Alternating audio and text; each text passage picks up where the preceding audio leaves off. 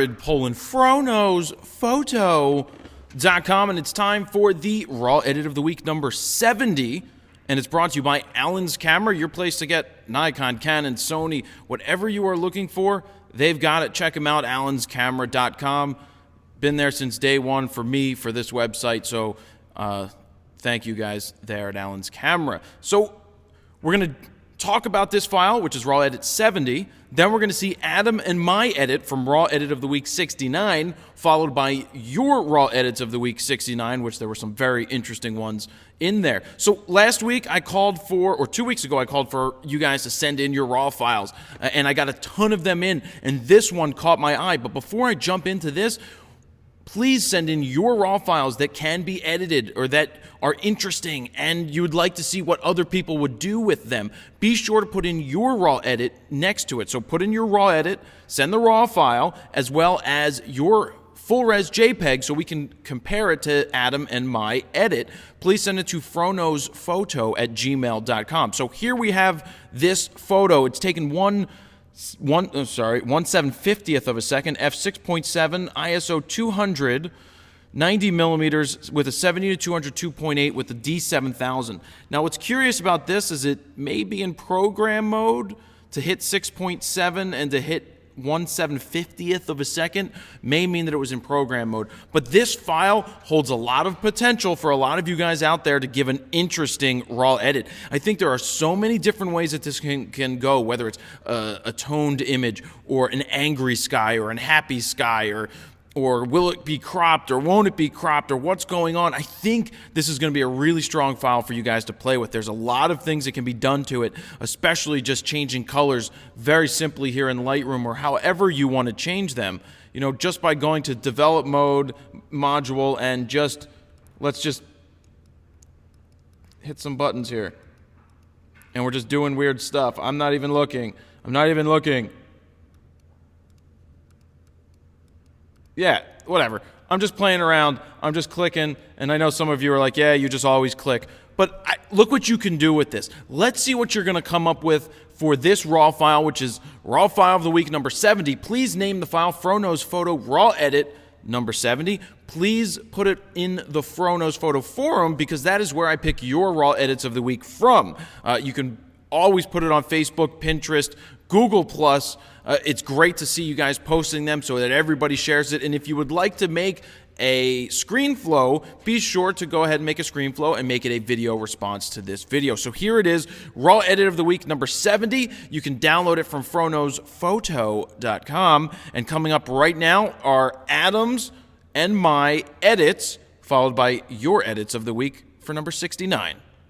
Don't forget to sign up for the FroKnowsPhoto email list. It's as easy as typing in your name and email address right here on FroKnowsPhoto.com. You will get a guide, a free guide to capturing motion in low light, sent right to your email, and it's a great way to get the bonus content that I send out only to people on the email list. Adam Lerner, and here we are back with the Raw Edit of the Week. And this week we have a lovely file from Jared Polin of a Falcons game here. This was shot with Jared's new D4 and a 300mm f2.8 lens, which is the older copy of the lens, and Jared and I had a discussion about that. Interestingly, we're at 12/50th of a second at 3.5, so we've got a really nice shallow depth of field. Our focal plane really locks in the picture over here, but amazingly, even at a 12/50th of a second, look at that arm. That arm is still blurring. Unbelievable. That is some serious action going on right here. Love the way the dirt's kicking up back here behind his cleat. All this, kind of uninteresting stuff like this 7-11 and all that's completely blown out. Just a really great sports shot. And so I think that for the purpose of this image, I would probably be inclined, particularly if I was going to deliver this, let's say, to a news agency for that matter, I'd be inclined to just sharpen it up, to just make it pop, just give it a little bit more of that kind of boomy look, enhance what we've already got going on over here. So, you know, my exposure is pretty good. I just want to bring that up just a hair, and then I want to add some contrast. And, you know, when I'm doing this on the exposure here, I'm holding the Option key down on the keyboard because I'm looking for under and overexposed areas. Obviously, if I'm going into exposure, I'm looking for overexposed, and if I'm going to blacks, I'm looking for underexposed. And I'm just going to bring the blacks down a little bit and just do something like that. Just in adding exposure, contrast, and some blacks. Look at the before and the after. Look at how much sharper it looks already, okay? And we haven't really even begun. I'm just going to add a little bit of shadow detail. I want to pump my whites up a little bit. And again, I'm just going to bring my blacks down. And clarity. Clarity is fantastic with the new Lightroom. The thing about clarity is that it doesn't do the whole kind of blown out thing that it did in the previous versions of Lightroom. You know, so you can get it looking like a little bit nutty. That's a little over processed HDR looking to me. I think I'm just going to kind of go to about there, and just adding that little bit right there adds so much. Now let's just see what happens if we change the point curve. You know, I like that because again, I really want to draw our attention to the player right here in the center here. I'm just going to bring the whites up just a little bit more, something like there. Yeah, I'm really liking what's going on here. And you know, it's a little bit cool. I want to just add a little bit more temp to the color balance here. Just something like that. Yep, just right there. That's kind of going to do it for me. All right, now I just want to sharpen things up. So I'll just, you know, select an area here.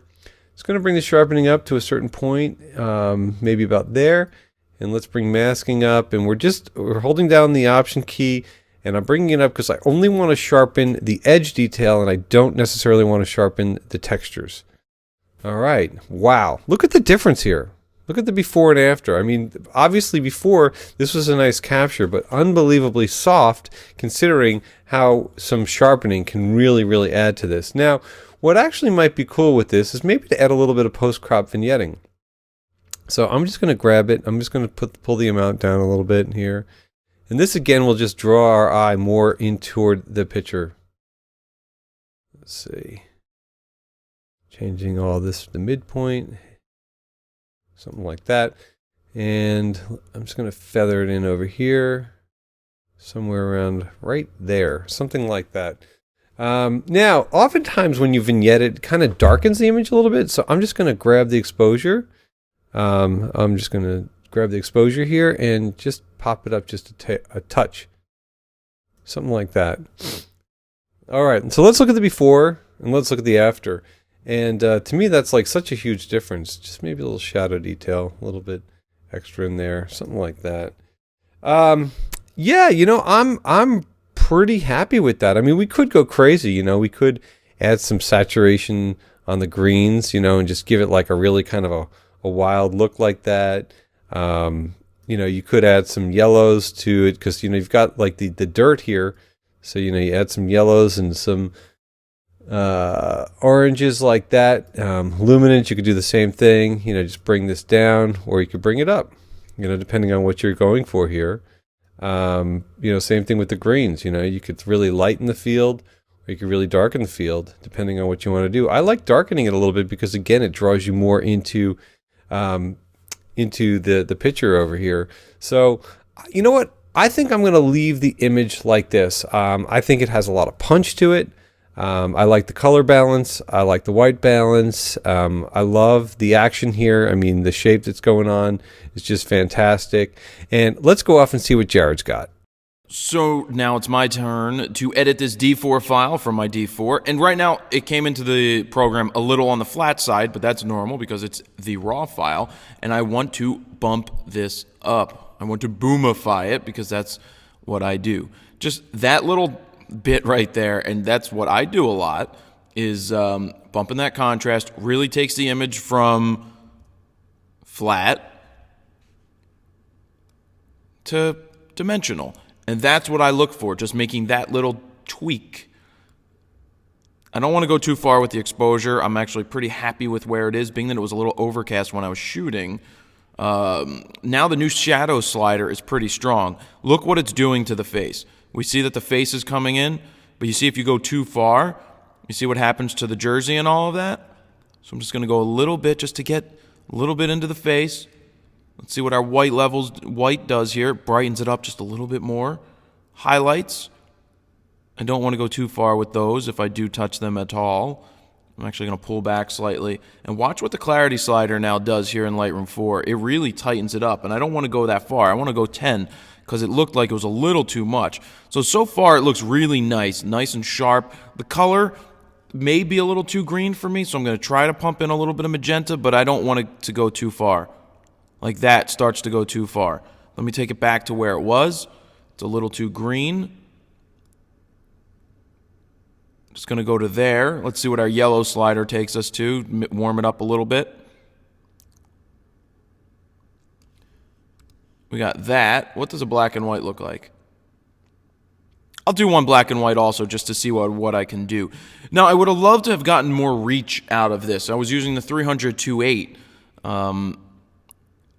And ideally, a framing that I could consider going for if I was to crop it is to leave a little bit of grass, enough arm room, the mound with the rubber right there.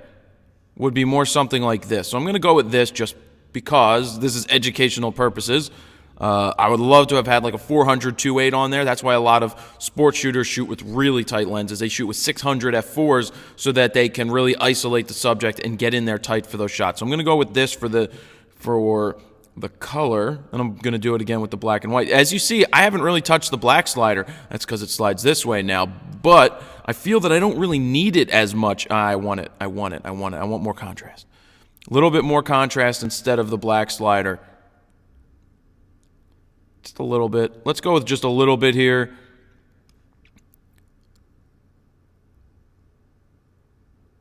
Not too much on the shadows, but I like this. You can see how sharp it is. I like the color. I like what's going on. I'm going to save this as snapshot 2.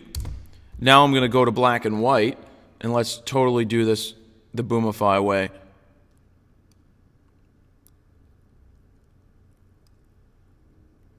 And see what I come up with. I'm going to reset, start from the beginning. No, I want to go back. I like the crop.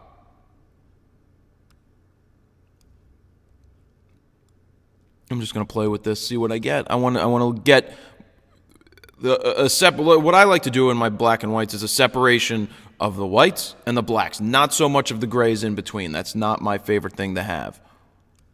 So we already got my contrast boomified. Let's go with some strong contrast tone curves here. I just want to fill in the face just a little bit. The jersey's coming in a little too dark for my liking.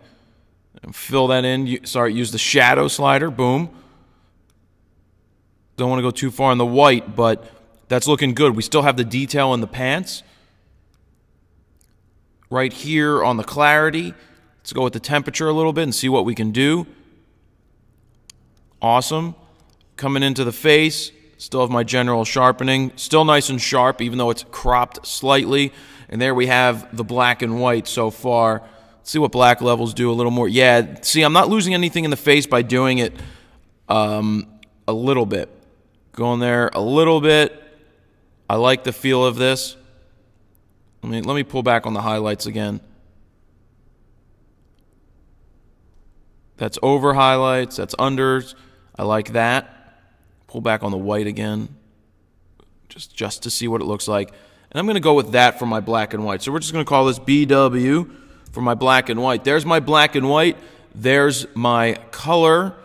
Now let's put it up next to Adam's and see what we both have. So here we go. We've got the 3 edits. We've got my black and white up top, my color up top. We got Adam's in the middle on the bottom. First thoughts, Adam?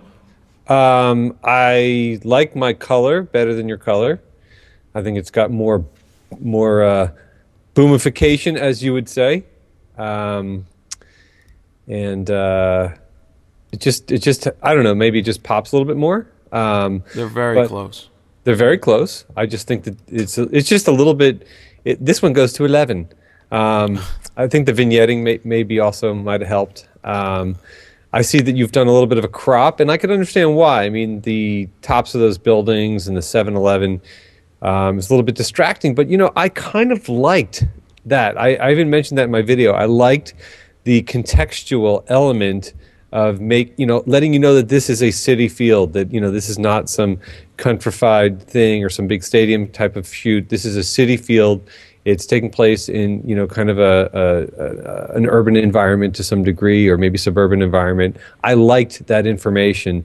Granted, it's not necessarily so much about the pitch, when you have that information in there, but I felt that it enhanced the image overall as an individual image. I was basically going for focusing on the picture as much as possible. And I know Right. that I mentioned that a lot of times photographers are using, or sports photographers are using 400s, 500s, 600 millimeter lenses, so they Right. can really get in there tight on the picture. And in this case, where I was shooting, that was the tightest I could get with the 300. Now, let me ask you this. Have you ever thought about using a teleconverter? I've thought many times, and I don't like it. The last time I used a 1.4 on the 300, I just felt I lost a lot of focusing capabilities, and I didn't like the quality of the images that I was getting out of it in terms of sharpness. Right, yeah. I felt Yeah, I lost quality. And for somebody like me who really doesn't crop, to say I rather see somebody crop than use a teleconverter. But let me ask you this. When you're shooting something like sports, and I know this kind of is off topic with the editing, but it isn't really, because cropping is a huge component. Why wouldn't you want to crop when you're shooting something like sports, knowing that you're really going for the action, and obviously the picture is the pose that you've captured here, I think, is fantastic. I mean, I think this exemplifies the form really beautifully. And this was a single frame, by the way. This was not a motor drive. This was just one anticipation of the shot. Well, you and I both, feel that's critical. Although, look, there are times when, I think for certain activities that if you don't shoot motor drive, you might miss that critical moment unless you're just that good. But as far as shooting, I think it's a slippery slope. I mean, granted, I don't think that any of us go into shooting, you and I particularly, thinking oh, we'll just crop this in post. But I think with sports, when you are relegated to being a certain distance from the action, and you're shooting with, something like a D4 where you have that, massive sensor, I don't think that cropping is necessarily a bad word. Well, it's a lot of sports photographers, and when you look at a Sports Illustrated book that I have that is literally everything is majorly cropped, I personally like the challenge of trying to fill the frame as much as possible when it comes to sports. And when I started shooting sports, and I've said this in the past, I felt that I'm supposed to fill the frame, and that just, I don't know, because I didn't know any different. I thought that's how you did it. I thought that the important thing was to fill the frame as much as possible and not crop later because of the whole quality thing. But whatever works, whatever works. So bring it back around to the edits. I also like the skin tones that I got on the picture a little bit better. I think that the ones that you have are a little bit kind of reddish. Yeah, what I did is I went more magenta because I didn't like the green. Then I can see that it just, for me, that I felt that the magenta moving away from some of the greenish tint worked better for me, because I don't like the greenish feel in most of the images. I actually went into the color HSL sliders to work on the green individually, because I can certainly agree with that. I think the black and white, completely solid. All the gobbledygook in the background completely disappears. And, that stuff in the background, that's the limitation of the playing field, but there's nothing, really truly compelling about it, which is nice the way it's all kind of blurred out. And the black and white, it really disappears, so you are completely focused on the picture. And, look, this to me is one of these epic shots. I would like to see this 40 by 60. I think that his expression and his form are really fantastic. And what I even said in my video too is I love that little bit of dirt that's being kicked up behind his right foot there, really giving you a sense of what's going on. And I also talked about how much I loved how his hand was even blurring at 12/50th of a second, just to give you the indication of the amount of power that's being exerted by this guy. So it looks like a circle changes on its way. This is exactly, you can see the way his wrist is positioned. I mean, this is the kind of photograph that, a seasoned sports photographer is going to deliver. And somebody like yourself who's been doing this, for more than half your life, you have the eye for this. And I'm not blowing smoke over your way. I'm just saying this to me is an epic shot. I mean, I love it. I'm not really much of a sports guy, but I really, connected very much with this image. Sure. So I think we'll leave it there. I also, one thing I noticed, yours is a little sharper on the grass, and there's a little more contrast this time than in what I've done, but I think they all work. Definitely they all work. Yeah. All right, so we are going to wrap it there. Now it's time for your raw edits of the week, number 69, and I think I picked 20 images this week. There were some really good ones. Let me shrink this up a little bit because it was a smaller file.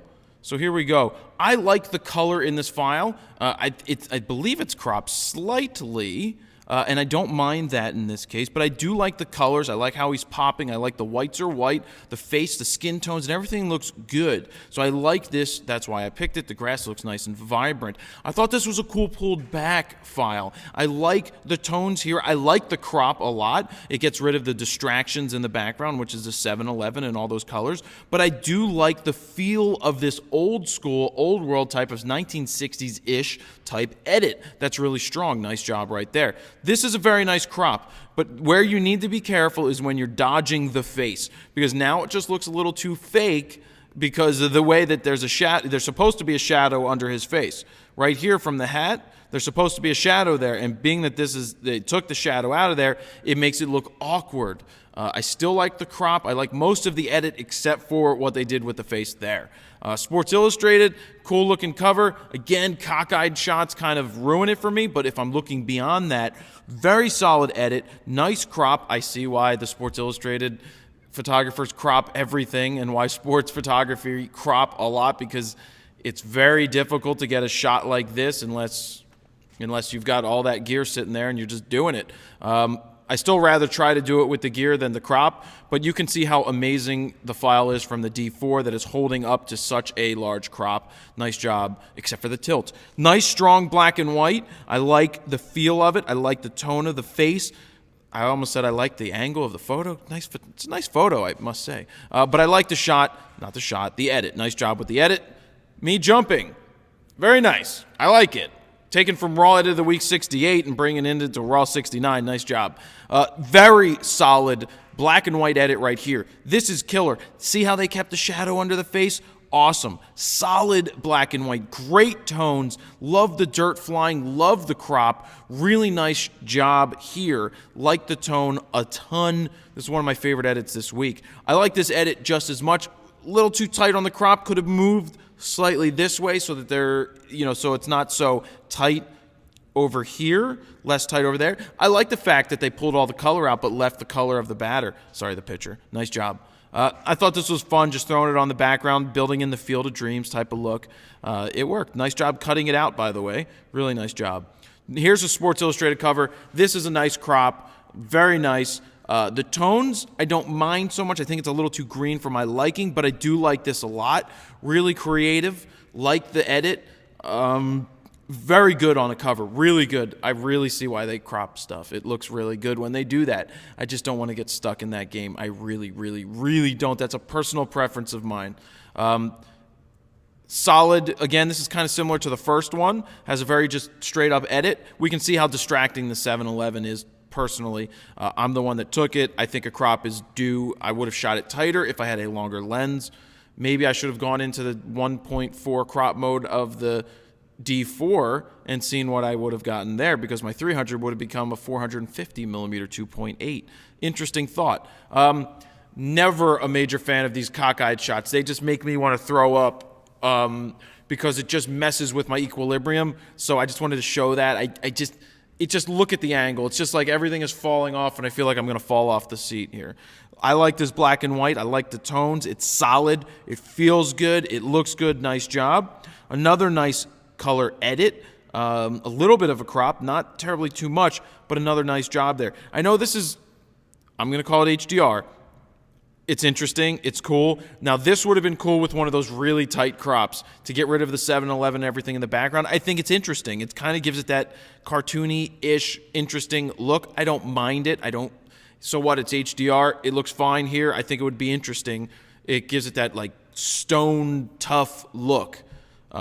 Nice job on just turning it into an illustration, taking the photo and doing that. I like this tone as well. I like the crop too. You can see how you lost the 711. This is a nice crop as well. I like the color. I like the tone. Solid edit. Same thing here. It's not as vibrant as the last one, but I still think it works just as well. I'd like it to be a little more punchy, but that's me. I still think it's a solid crop, way to see the image, and I think it's a nice edit as well. And I believe that takes us back to the beginning. If I didn't see this one before, it's another nice, it's a little on the strong side, but I thought it was good. Like the tones, like the colors. I put it there. So there you have it. Those are your raw edits of the week, number 69. Raw edit 70 is right here. We've got this. I think this has major potential for what you guys can do for it. Normal edits, crazy edits, you got it. Put them up in the forum, Facebook, Twitter, not Twitter, Google+, Pinterest, all those places. And don't forget to send your raw edits, not the edited file from this week. Don't send that in an email because that's not where they go. If you have a file that you would like us to share with everybody to edit, please send it to FroKnowsPhoto@gmail.com. Jared Polin, FroKnowsPhoto.com. See ya.